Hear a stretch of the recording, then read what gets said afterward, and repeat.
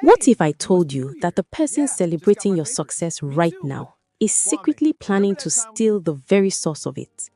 Not your money, not your business, but something far more valuable, something you didn't even know could be taken. This is the story of two friends, two brothers, two men who shared everything, until one of them discovered that destiny itself could be borrowed, traded, and stolen like a piece of clothing. By the time you reach the end of this story, you'll never look at your closest friendships the same way again.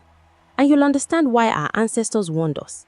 The snake that bites you is often hiding in your own pocket. His name was Kofi. My name? Well, you can call me Kwame. We met on the first day of university, standing in the same registration line. Both of us lost, both of us afraid, both of us far from home. You know that moment when you meet someone and it just clicks, like your souls were separated at birth and finally found each other again? That was us. We became inseparable. I was the quiet one, the thinker, always buried in books, always chasing knowledge like it was oxygen. Kofi? He was fire. Charisma that could light up a graveyard. A smile that could sell water to a river. Where I was thoughtful, he was spontaneous. Where I was calculated, he was bold. Together, we were unstoppable. But there was something my grandmother used to say, something that echoed in the back of my mind even during our happiest moments. Kwame, my child, success has a scent, and not everyone who smells it wants to bake their own bread. Some would rather steal yours from the oven. I laughed it off because Kofi, my brother Kofi, never. We shared everything. Meals when money was tight. Not before exams. Dreams under starlit skies. He knew my goals. I knew his fears. We were more than friends. We were covenant brothers. And then, everything began to change. It started in my final year. Suddenly, opportunities began flooding my way like water breaking through a dam. A research paper I wrote caught the attention of a prominent professor. An internship fell into my lap at the nation's leading tech company. Scholarships I barely remembered applying for started calling my name. It was like the universe had suddenly remembered my address. Kofi was there for every celebration, every breakthrough, cheering louder than anyone else, posting my wins on social media with captions like, "My brother is destined for greatness." Destined. That word kept appearing, from his mouth, from others, even in my own thoughts. One evening, after I'd received yet another award, Kofi and I sat on the roof of our hostel, sharing a bottle of cheap wine we'd saved for special occasions. "Kwale," he said, his voice carrying a strange weight. "Tell me the truth. What's your secret?" I laughed. "Secret? Brother, you know me. Hard work, prayer, and my grandmother's blessings." "No." His eyes were intense, searching. "There's something more. Some people just have it. That thing, that spark, that destiny that pulls success toward them like a magnet." I didn't know it then, but that conversation would haunt me for the rest of my life, because I told him everything. My grandmother's prayers, the spiritual baths she'd given me as a child, the incantations she'd whispered over my head every New Year morning, the amulet she tied around my waist when I was 7, whispering, "This carries the destiny of your ancestors. Wear it always. Never remove it. Never tell anyone about it." I broke her cardinal rule that night. I showed Kofi the amulet, a small leather pouch, worn and aged, tied around my waist with red thread. I'd worn it so long it felt like part of my skin. "This," I said, drunk on wine and trust, "my grandmother says this is where my destiny lives." Kofi's eyes widened. He reached out to touch it, but I pulled back instinctively. "She said never let anyone touch it, but don't worry, brother. It's just old superstition. My success is because of hard work, not magic." He smiled, but his eyes? His eyes held something I'd never seen before. 3 weeks later, Hunger. everything collapsed. Not slowly, not gradually, overnight. I woke up one Tuesday morning and the world had shifted. The prestigious job offer I'd received, the company called to say they'd made a clerical error and the position was no longer available. The scholarship that was supposed to fund my master's degree, mysteriously awarded to someone else despite my name being on the preliminary list. The professor who'd called me brilliant, suddenly treating me like a stranger.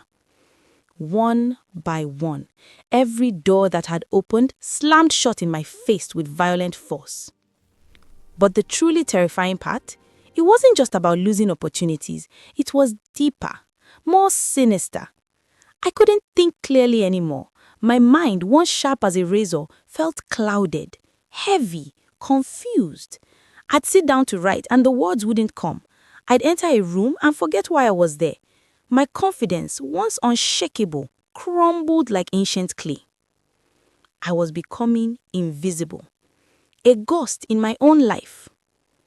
Meanwhile, Kofi was soaring. The internship I'd lost, he got it, despite having lower grades. The scholarship, his name appeared on the final list. The professor who'd abandoned me, now calling Kofi the most promising student I've encountered in 20 years. Even his appearance changed. He walked taller, spoke with authority that seemed borrowed from somewhere else, somewhere familiar. He was walking with my stride, speaking with my confidence, living my destiny. It took my grandmother 3 seconds to know what had happened. I'd returned home for the semester break, broken and confused. She took one look at me and her face went pale. "Where is it?" she whispered. "Where is what, Grandma?" "The amulet, Kwame. Where is the amulet?" My hands flew to my waist. It was there, the leather pouch, exactly where it had always been. But when she untied it and opened it, empty. The sacred stones that had been inside, stones blessed by 7 generations of my lineage, stones that carried the spiritual blueprint of my destiny, gone. "Who touched it?" Her voice was trembling. "Who did you show?" And in that moment, everything clicked into horrifying clarity. Kofi had visited me 3 weeks before my collapse. I remembered now. I'd been exhausted, falling asleep while he was still in the room. I'd woken up briefly in the night and seen him sitting beside my bed, but thought nothing of it. He was my brother. Why would I suspect anything? But he hadn't been sitting. He'd been kneeling beside my sleeping body, with his hands on the amulet around my waist. My grandmother's face was streaked with tears. "She took your destiny to a spiritualist," she said, "a dark one. They performed a transference ritual. Your essence, your ancestral blessing, your spiritual blueprint. He borrowed it, and the universe, blind to the theft, began to pour your blessings into his vessel instead of yours. Can we get it back?" My voice was barely a whisper. She looked at me with eyes full of ancient sorrow. "Destiny is not like money, my child. Once willingly shared with someone you trusted, once they've performed the ritual, the spiritual realm sees it as a gift, a transfer of power. To reclaim it, you would have to make him confess, make him return it willingly, or what? Or wait for the universe to correct the imbalance itself. But such corrections," she shook her head, "they are never gentle." I confronted Kofi 3 days later. His apartment, the one he could suddenly afford, was decorated with awards that should have been mine, opportunities that had my name written in the stars. "I trusted you," I said, my voice surprisingly steady. "I called you brother." He didn't deny it. That's what hurt most. He didn't even have the decency to lie. "You don't understand, Kwame," he said, not meeting my eyes. "You were born with it.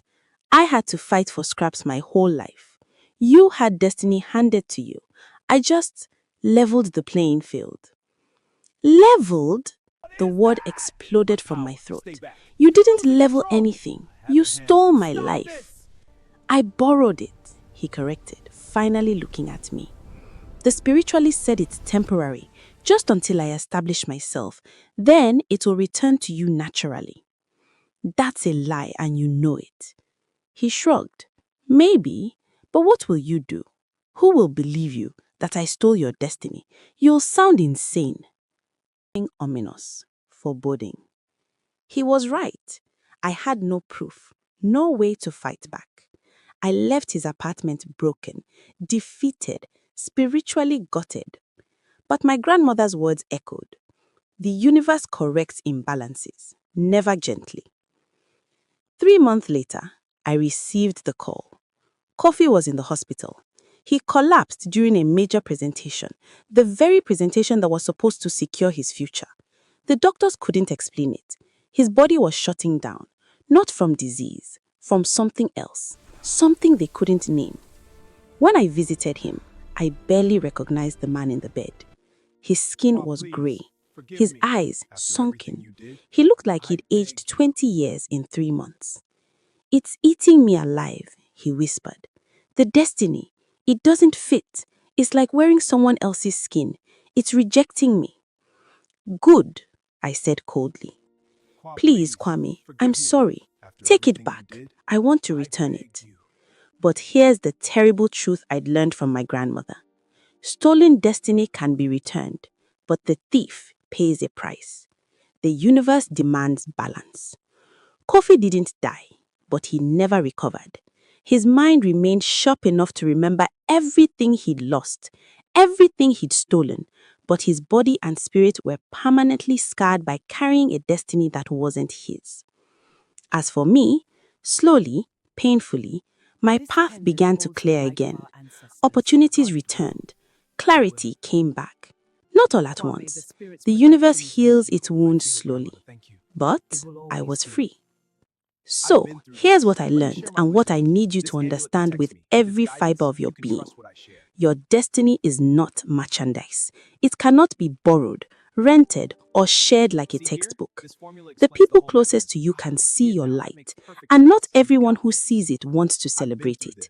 Some want to consume it. Some want to wear it like a costume. Trust is beautiful, but wisdom is survival. Our ancestors didn't give us these warnings to make us paranoid. They gave them to us because they'd seen what happens when sacred things are treated casually. Guard your blessings. Protect your energy. Not everyone who says brother means family. Not everyone who celebrates with you celebrates for you. And if someone ever asks you the secret to your success, tell them hard work and God's grace. Keep the rest locked in your spirit where curious hands can't reach. If this story moved you, if it awakened something in your spirit, if it made you think about the friendships in your own life, hit that like button right now. This story needs to reach the people who need to hear it. Subscribe and turn on notifications because I'm bringing you more African folktales that our ancestors passed down. Stories that don't just entertain, but protect, teach, and transform. Drop a comment below. Tell me, have you ever experienced a betrayal from someone you trusted completely? Have you ever felt your blessings inexplicably dry up? Share your story.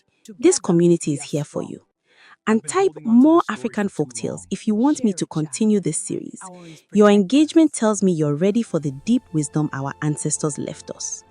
Share this video with someone who needs it to hear it. Tag a friend who's too trusting. Send it to your family group chat. Because the greatest inheritance we have isn't money or property. It's the wisdom to protect what's sacred.